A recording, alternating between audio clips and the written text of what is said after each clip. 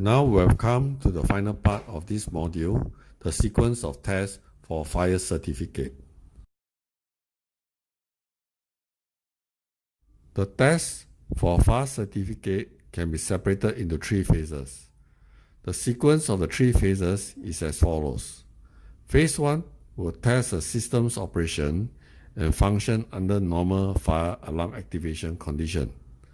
Phase 2 will be testing of the systems under power failure mode, whereby all the essential services are operated under supply from the emergency generator.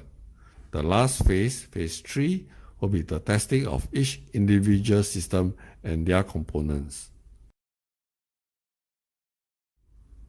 Before commencing on phase 1 testing, inform the Fire Alarm Monitoring Company or DCAMS that the test is in progress, so that they will not be unduly alarmed.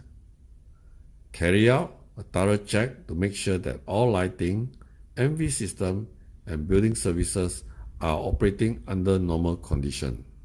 The test will now begin by activating the fire alarm. First step is to check that the fire alarm signal is being received by the main fire alarm panel and is transmitted onwards to the monitoring company. The inspection and test for the services in the blue box shall be carried out and witnessed by the PE. Before progressing to phase 2 of the test, reset all the services tested in the previous phase. Now, bypass the alarm signal to the left. Activate all the pumps for the fire suppression systems.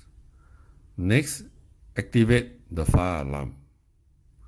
The normal power supply from the grid is then disrupted. Check that the emergency generator starts up and is supplying to all the services. Once the emergency source is stabilized, commence testing with witnessed by a PE for the services in the blue box. Now for phase 3, where we will test the individual system. The power supply is first reset to normal source, that is the power grid. Reset all the system and bypass the leaves so that it could not be affected by activation of the fire alarm. Now, activate the fire alarm. There will be two portions to the check. Portion 1 will be the inspection of the main and sub fire alarm panel to ensure that the alarm is registered. Check that emergency directional and exit sign is in operation. Portion 2 will be carrying out the test for the individual system listed. Once all the system under this section is tested, the test is considered completed. This concludes the remote learning slide component. Please proceed to the quiz section and complete the quiz.